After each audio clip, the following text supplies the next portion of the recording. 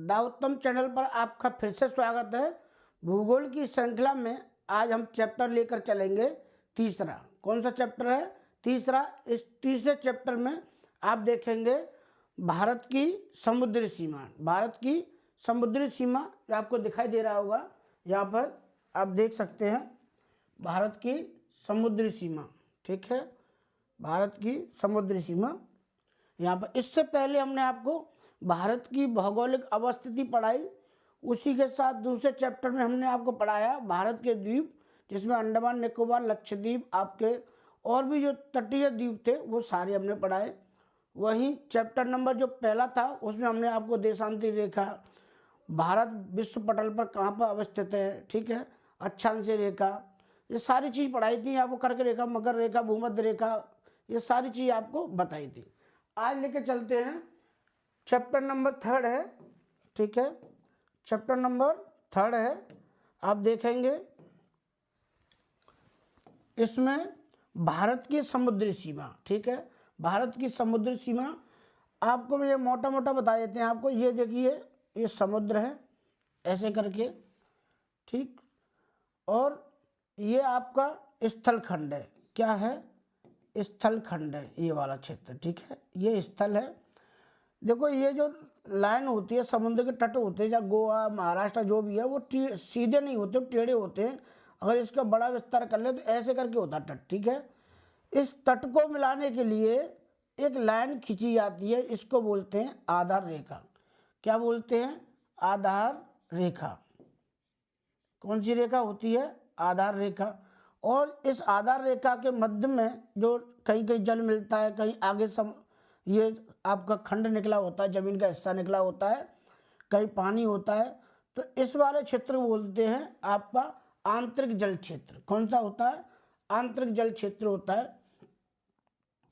ठीक है, ये आपका आंतरिक जल क्षेत्र होता है, जल क्षेत्र होता है ना। आप यहाँ लिख लीजिए, जगह नहीं बच रही है, आंतरिक जल क्षेत्र। ठीक है, आगे इसके आगे चलें तो एक सीमा और खिंचती है ऐसे करके। ये समुद्र जो ये लाइन है ना, आधार रेखा, इस आधार रेखा से 12 मील आगे चलते हैं। ठीक है, आगे चलें, एक लाइन और खिंचती है, अभी आपको मैप में सब दिखाऊंगा। ये इस लाइन से आगे चलती है 12 मील और आगे, लेकिन आधार रेखा से 24 होती है, आधार रेखा से 24 होती है। आगे चलें इससे आगे तो एक लाइन और होती है, ये होती है 200। ठीक है, 200 नॉटिकल मील होता है। उसके बाद ये खुला समुद्र हो जाता है। ठीक है, आपको बताएंगे ये कौन कौन से क्षेत्र हैं, ये सारी चीज़ें आपको अभी दिखाते हैं। आप देखिए, आगे चलते हैं। सबसे पहले समुद्री सीमा को समझने से पहले आप देखेंगे कि आपको कुछ महत्वपूर्ण चीज़ों को जानना होगा। जैसे ये है आपका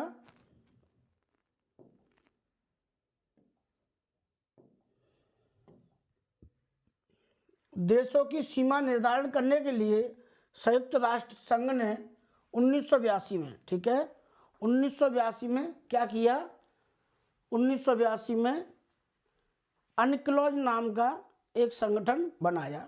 1982 में आपको दिखाई दे रहा होगा इधर, 1982 में एक अनक्लोज नाम का संगठन बनाया, जिसका फुल फॉर्म यहाँ लिखा हुआ है united nations convention law of sea, law of sea. ठीक है, ये पूरा ये संगठन बनाया इन्होंने, और इस संगठन ने कुछ सीमाएं रेखाएं निर्धारित की। जैसे कन्वेंशन ऑफ सी के द्वारा भारत की 3 समुद्री सीमा निर्धारित की हैं। ठीक है, कितनी है? 3 समुद्री सीमा आपको यहाँ दिखाई दे रहा होगा। ठीक है, 3 समुद्री सीमा निर्धारित की हैं। वहीं आप देखें तो आप पाएंगे समुद्री सीमा आधार रेखा से ली जाती है। हमने पहले बता दिया, ऐसे करके इस टेढ़े मेढ़े तट को मिलाने वाली रेखा क्या कहलाती है? आधार रेखा। क्या कहलाती है? आधार रेखा कहलाती है। ठीक है ना। कितने से? समुद्री सीमा आधार रेखा से ली जाती है। वहीं देखें, आधार रेखा टेढ़े मेढ़े तटों को मिलाने वाली एक रेखा होती है। जैसे कोई तट है समुद्र का, तो इसको एक मिलाने वाली रेखा होती है, तभी तो यहाँ से नापेंगे। कभी कहेगा कोई यहाँ से नाप लिया, कोई यहाँ से नाप लिया, नहीं, एक लाइन खींचेंगे और यहीं से नापेंगे, ठीक है ना, यहीं से नापेंगे। बात समझ में आ रही है। देशों की सीमा निर्धारण करने के लिए, समुद्री देशों की सीमा निर्धारण करने के लिए 1982 में संयुक्त राष्ट्र संघ ने एक संगठन बनाया, उसका नाम है UNCLOS united nation convention law of sea, ठीक है। आधार रेखा से सारी जो समुद्र की सीमा वो नापी जाती हैं। कौन कौन सी सीमाएं देखेंगे आप, यहाँ देखिए, देखो ये स्थलखंड है, आपको दिखाई दे रहा है, ये रहा स्थलखंड है, और यही स्थलखंड से ये देखो टेढ़े मेढ़े तट है ना, इन तटों को मिलाने वाली जो रेखा है उसको बोलते हैं आधार रेखा, ठीक है, उसको बोलते हैं आधार रेखा। आप देखेंगे यहाँ आपको दिखाई दे रहा होगा, ठीक, कौन सी है, आधार रेखा। यहाँ इसको बेस लाइन बोलते हैं, बेस लाइन। अब यहाँ से देखें आप, पहली जो समुद्री मील की दूरी है ये वाली, ये 12 मील है। ये हल्का जितना जो आपको रंग दिखाई दे रहा है उसके हिसाब से यहाँ आपको ये लाइन बनाई गई है, ठीक है। आप देखेंगे 12 मील, 12 मील, 12 मील जो नॉटिकल मील है, ये नॉटिकल मील है, ठीक है, NM, ठीक है। ये 12,